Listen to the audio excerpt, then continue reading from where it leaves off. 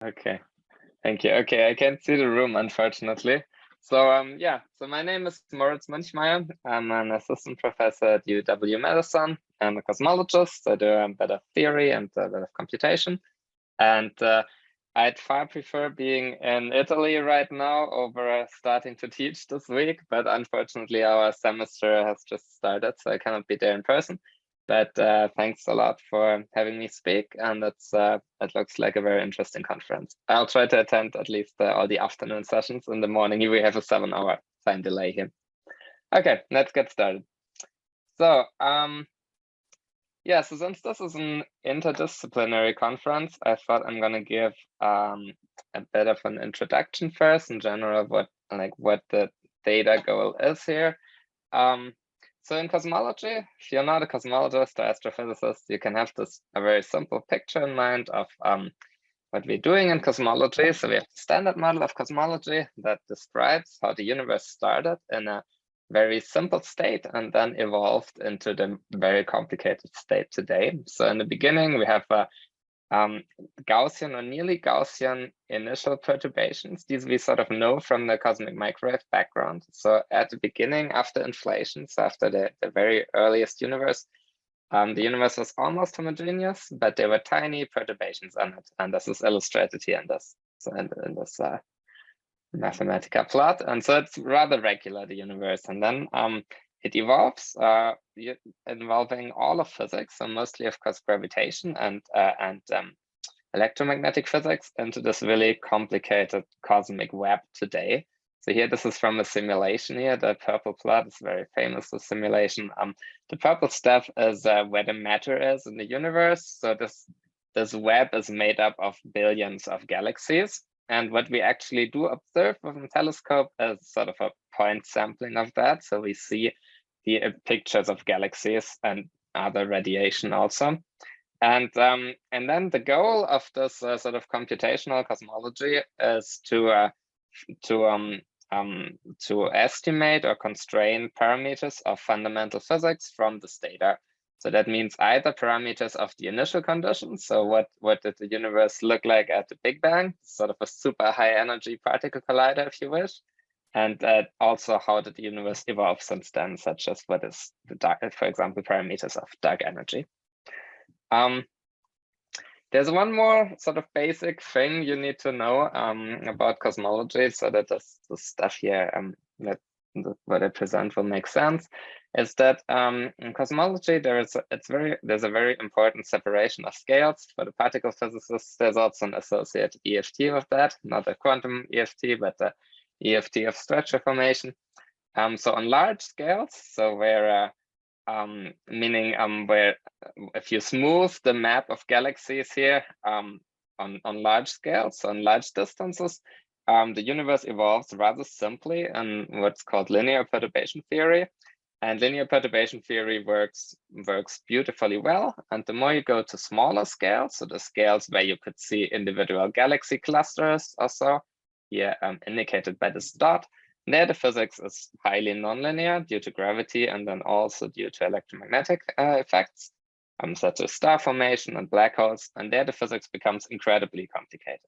And here in cosmology, sort of the most important plot we look at is always the power spectrum. The power spectrum, you just take the Fourier transform of this matter distribution on the left, and then you see here as a function of scale how the power spectrum changes. There's the linear one, and then these nonlinear effects kick in at higher resolution.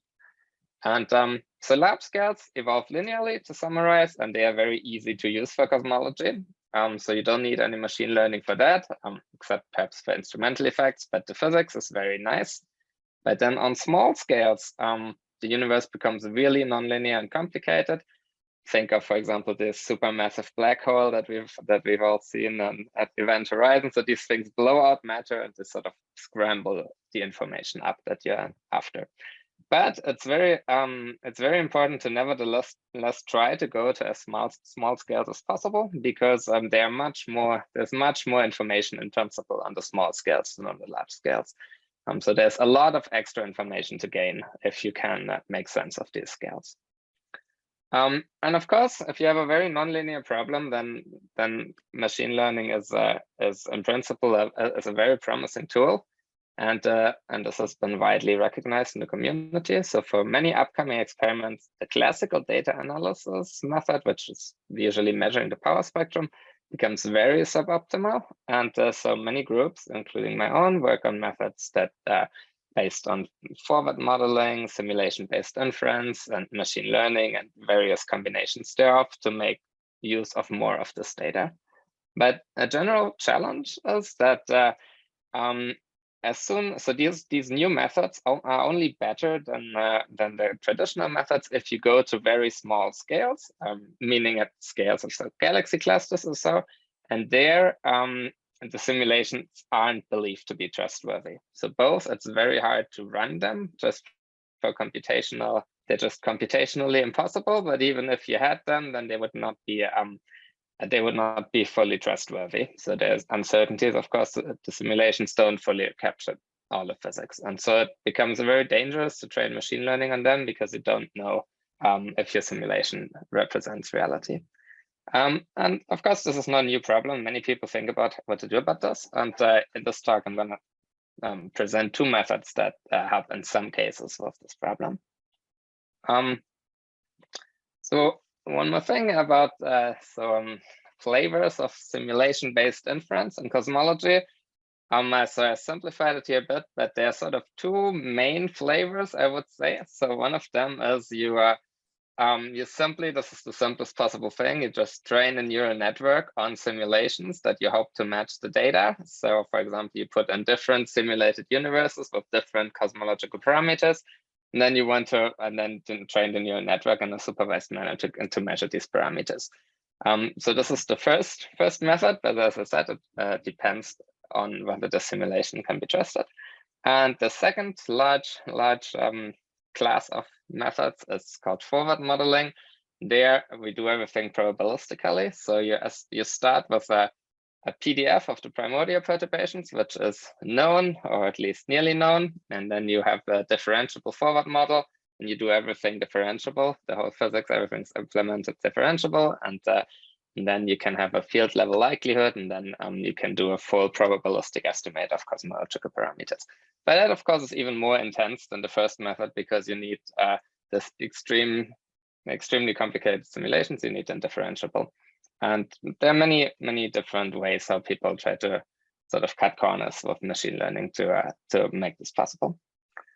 Let me say one more thing about the specific science goal of the method that I'm going to talk about next, which is, so I'm most interested in the properties of these primordial density perturbations. So this is what comes out of inflation. So they are seeded by the early quantum perturbations during inflation. And they are to very good approximation Gaussian. So that is one thing that is predicted by inflation, has been experimentally confirmed. And so far, we have not found any sign of non-Gaussianity. So Gaussian field, as a reminder, is one that is fully described by its two-point correlation functions, while a non-Gaussian field has a higher order correlation functions. And one big goal in cosmology is to detect or either constrain or better detect such non-Gaussianity. The current state of this is that so the CMB has dominated this business. So the Planck CMB satellite has constrained on this parameter called FNL, which is the amplitude of the three-point correlation function. And roughly speaking, non-Gaussianity is constrained to be something like 10 to the minus 4 times smaller than the Gaussian part, or 10 to the minus 5. And there is a minimum possible value, which is, however, very, very low. So very far from being experimentally accessible. The near-term goal of this field is to measure so-called local non-Gaussianity, and that's also what the method I'm presenting next is doing. Local non-Gaussianity is a specific form of this three-point function here, specific parameterization that tells you that sort of theorists have worked out that this local non-Gaussianity is a rather generic signal of multi-field inflation. And so we would like to know if this FNL parameter is non-zero, in which case inflation would have had more than one light degree of freedom. And currently we're about a factor of 10 away from setting this bound. So this is sort of a theory target, and the method I'm presenting here contributes to reaching this. But the longer term goal is really to detect the masses, couplings, and spins of all fields that were relevant during inflation. So of all the sort of have a super gut scale accelerator and the galaxies that come out as sort of the particles, and you measure the position of the particles and you want to get all these signals. But unfortunately, they're all very small. So this is still a long way off. Okay, so that was my introduction, and now I want to present two different methods. I'm going to focus on this first one here, which is called a robust neural network enhanced method for local non-Gaussianity inference. It's based on let me just check if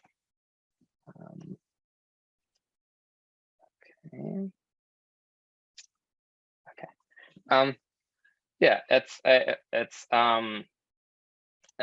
method that we recently published. This was led by my postdoc Utkarsh Giri, and also co-authored with Kendrick Smith at Parameter Institute. So to understand this method, unfortunately, it uses sort of a lot of cosmology techniques that will be difficult to really follow in detail by people who are not cosmologists, but I'm trying to motivate sort of the general thoughts. So as a warm-up, so it has been known now for a few years that that CNNs, if you train them on a simulation of the universe, can set very strong constraints on a parameter called sigma 8, which is just the amplitude of the primordial fluctuations, if you want. So the amplitude of primordial fluctuation tells us something about inflation ultimately, and the CNN gives far better constraint on these parameters than the standard analysis method if you allow the CNN to access nonlinear scales, so access small enough scales, so access not just access the scales of galaxy clusters and so on. But the problem is that nobody believes these constraints because the simulations are not believed to be sufficiently accurate. So the precision we have on this parameter is at percent level, and you would have sort of to simulate galaxy physics at percent level if you want to be able to trust this constraint, which we cannot. Actually, you don't even need a CNN to get such great constraints.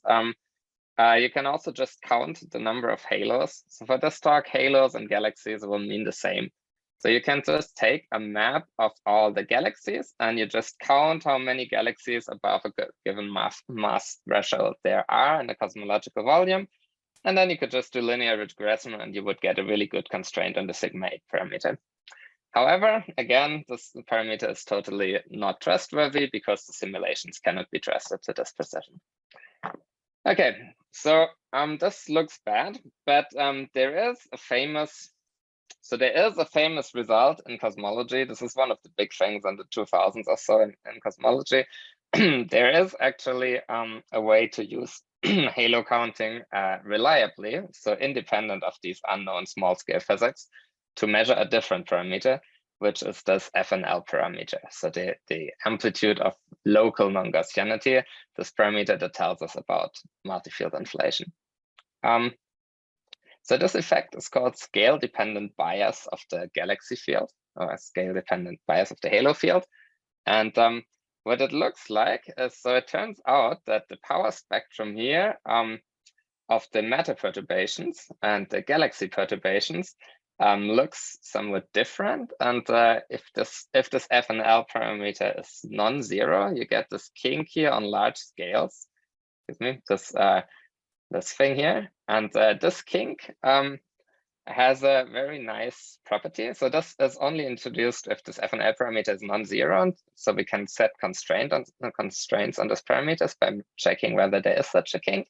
And the nice thing about this is that this particular effect is robust against simulation uncertainties. And this is ultimately a consequence of Einstein's equivalence principle. So this is a symmetry protected observable that cannot be faked by unknown baryonic small scale physics. And this is not a new result. So this has developed a lot of people have worked on this over the years. But now, so the new thing we are doing is we found a way how to make a new sort of enhance this method with a neural network, so we can we get higher signal to noise, but we keep this property of this symmetry protection property. And I think that's something probably other people in the room also work in their fields on ways to sort of that make use of known physics symmetries, and but where you nevertheless can use the power of a nonlinear neural network. So to do that, so it turns out that this local non-Gaussianity FNL is a large-scale modulation of small-scale local power. And therefore, we had sort of the intuition or the idea that if we had a neural network that optimally probes the local power, so local probes in a small part of the universe, the power, and then this and it does so better than halo counting, than galaxy counting, then this would be the ideal field to base an FNL estimate on. And so it turns out that this neural network field here that we generate here has the same kink on FNL that you saw here for galaxy power. In the same way, the neural network also has such a kink. If you wish, the neural network sort of has this kink with a higher signal to noise than the original method. And yeah, so we train a CNN. The neural network is pretty simple to first pre-process the data and make this map of the local amplitude. And the neural network that we need for that, as I said, is a simple one. Here it has just a few convolutions. It has a given. The main point is that it's local, so the receptive field is not very large. It's in 3D, so it needs quite a bit of computation. And it's fully convolutional. So one advantage of this is that you can run it on arbitrarily large surveys because you do not have to put your entire survey in a GPU. And another advantage of our method is you don't need actually training data that has non-Gaussianity, because our neural network is only used to probe local power and not to probe non-Gaussianity. Non-Gaussianity is then afterwards searched for in a classical method with this bias. So we only need the standard Gaussian simulations that are available. In fact, we use these so-called Quixote simulations here. And so after we run this neural network to like sort of pre-process the survey map, if you wish, then we can afterwards run a classical MC-MC power spectrum chain that is common in cosmology. So here I can't explain the details too much, but the main point you should get here from this is that we have an analytic model how the output field of the neural network should behave. That only depends on the receptive field and the form of this local non-Gaussianity. And so in particular, the power spectrum of the neural network output field should have a large scale kink that depends on FNL, and this is in fact the case here. So you can see in the flat line is what the model predicts without FNL, and the curved one is with FNL, and the model exactly matches what we get from the neural network. So pi here is the output field of the neural network. And also the noise, we also have a model with how the noise should look like of this map, and it should be flat. If you know shot noise, it should look like shot noise. And this is also the case. And because we have this analytic description of what the neural network of how the neural network should behave, we can also have some proofs about the optimality of our method. So we have under certain assumptions, we can prove that we use the optimal loss function and that our constraint that we get is optimal, but nevertheless being unbiased with respect to unknown astrophysics. So it sort of has a high degree of control, this method for a neural network approach. Okay, so now how good is it? So we find that our method can improve the constraints on this FNL parameter by about a factor of 3, which would be really, really good. A factor of 3 by building a bigger experiment. So you would need a 9 times bigger experiment to do this. So this would be very 9 times bigger survey volume. So this would be very good, and it should come at the same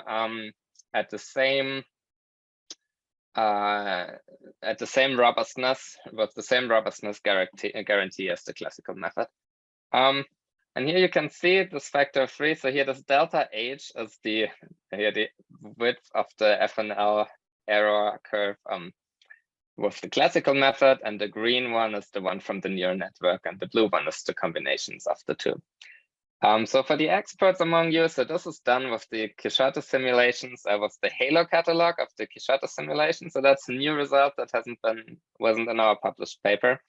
So the one thing we do need is mass information for the halos. So it's not yet entirely realistic, because in a real experiment, the mass comes with some uncertainties. It's not so easy to try to know the halo mass.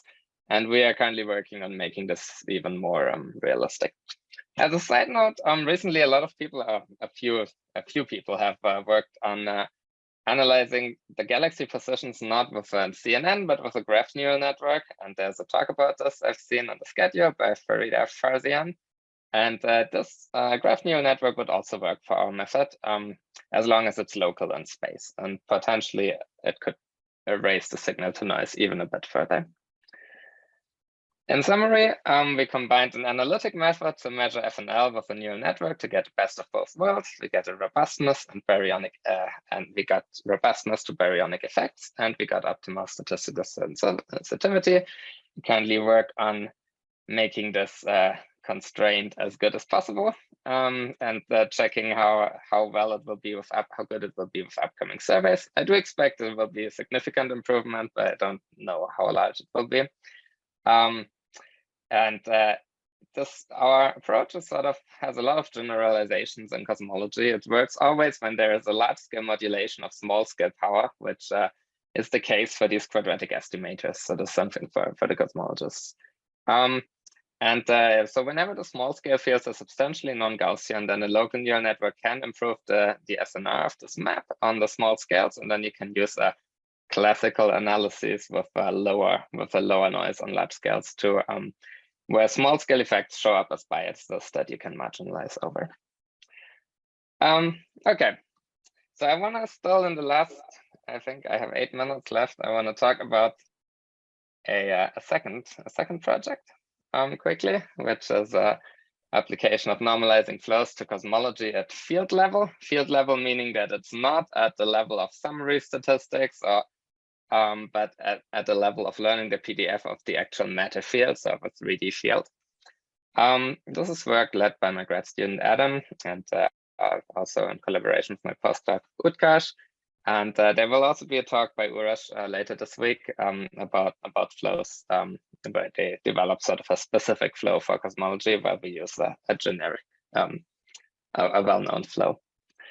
I do think that now normalizing flows have become so popular in physics that perhaps an introduction is no longer needed, such as for CNN. So I'm going to do this on 2 slides. A normalizing flow is just a way, like a machine learning way to learn a PDF by deforming a Gaussian PDF into a more complicated target PDFs by having a series of learned deformations of the PDF. And the difference to most machine learning methods is that you get normalized probability distribution. Recently, it was used a lot in lattice QCD and also in LFI. And now, yeah, we've applied it recently to cosmology. Many of you probably know, so the flow is a transformation on this on the base variable, and then it comes with some change of variables. And sort of the main insight that made this method interesting was a few years ago that people figured out how to do this on large dimensional problems and still keep it computationally tractable.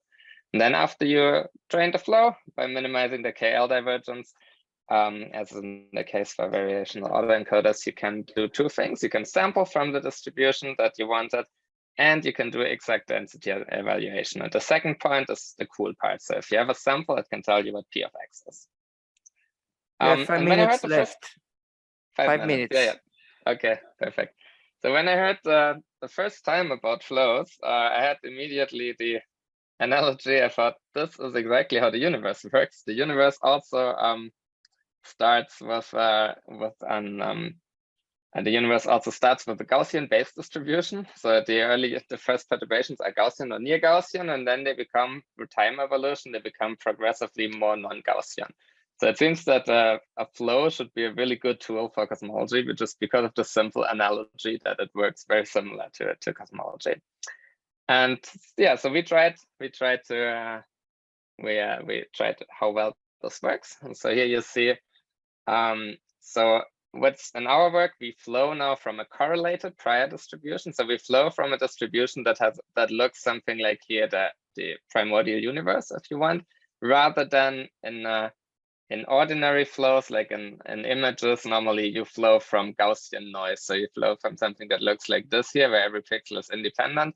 And we give the flow a better physical starting point by flowing from a correlated base distribution that is equivalent or could be equivalent to the distribution of the primordial field. And here we use a real NVP flow. That's sort of the simplest one that most people use. And we make model samples that look very similar to the training samples. On the bottom, you see the training samples. They have voids, they have filaments. So they have this is now what a galaxy map today would look like if you smoothed it enough. So this would be 1 million galaxies or something. And you can see that the flow after training makes samples that look the same. And also you can see that the peaks in the density here are where there were peaks in the prior distribution. And this is also the same. That works also like this in structure formation, even though we don't, this is not explicitly enforced in the laws. So this works. And now let's, if we look at the quality of the samples, indeed, here all you should take from this is that the power spectrum of the samples is correct. It's the one of the training data, and also some non-Gaussian measures are also the same. So the PDF measures, the measures of the samples, the typical measures of the samples agree. So this is good, but now we wanted to know, does density evaluation also work? Can I get a sample here? Can I take a sample here from a real simulation and get P of X? And yet it's not so easy to actually check, because for complicated non-Gaussian distributions, you don't know the analytic answer, so you don't necessarily have good training data, a good test data. So here we did sort of an artificial case where we had a flow from Gaussian noise to a correlated Gaussian, and we looked how well we can get the flow to get us the correct P of X.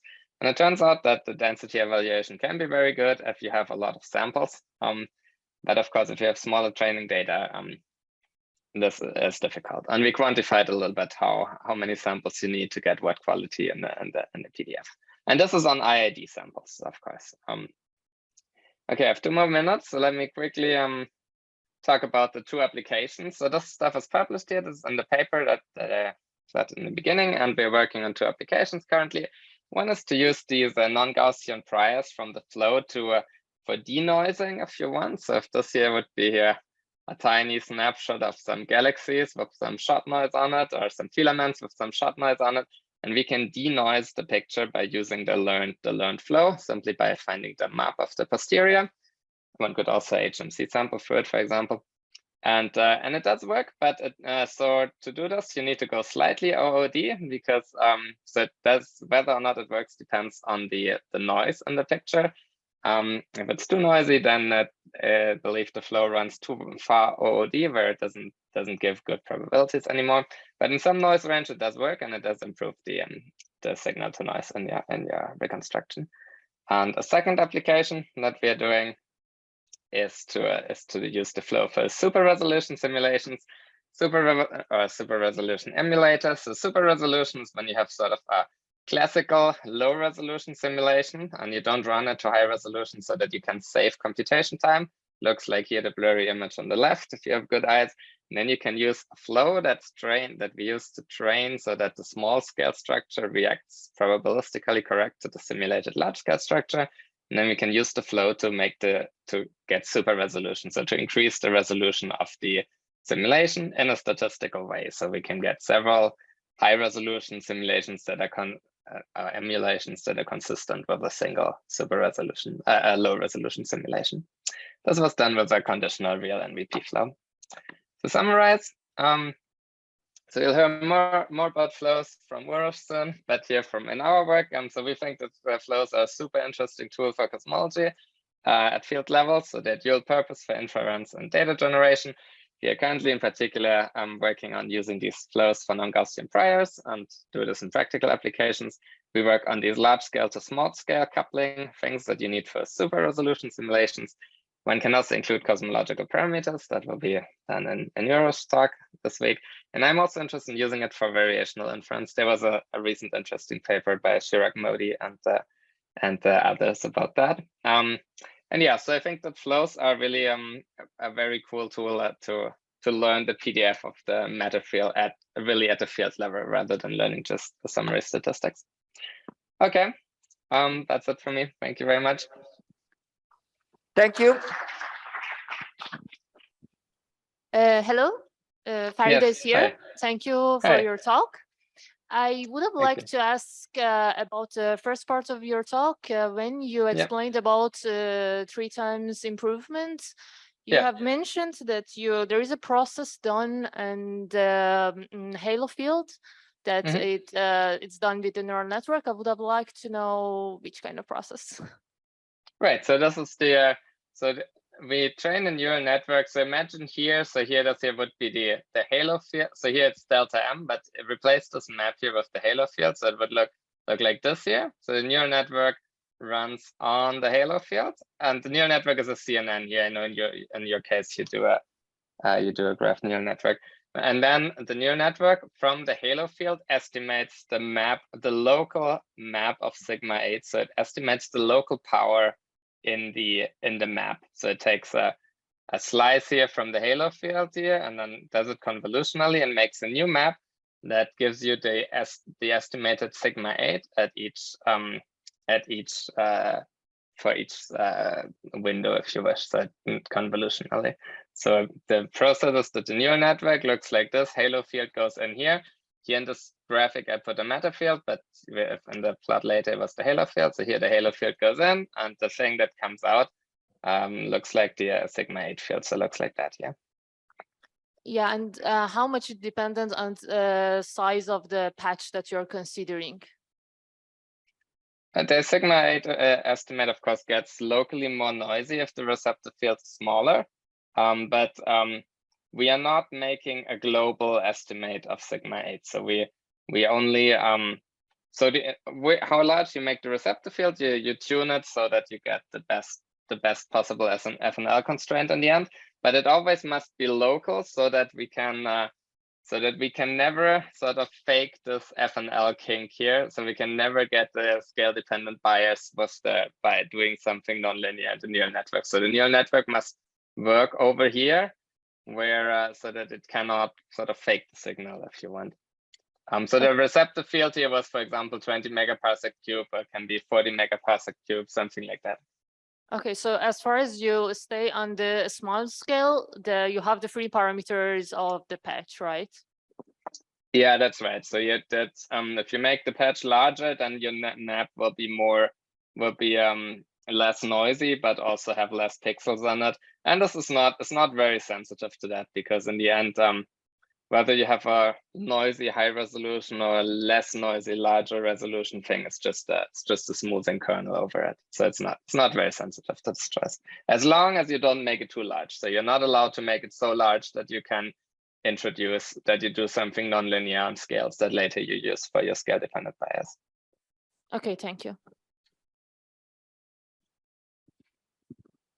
There's another question.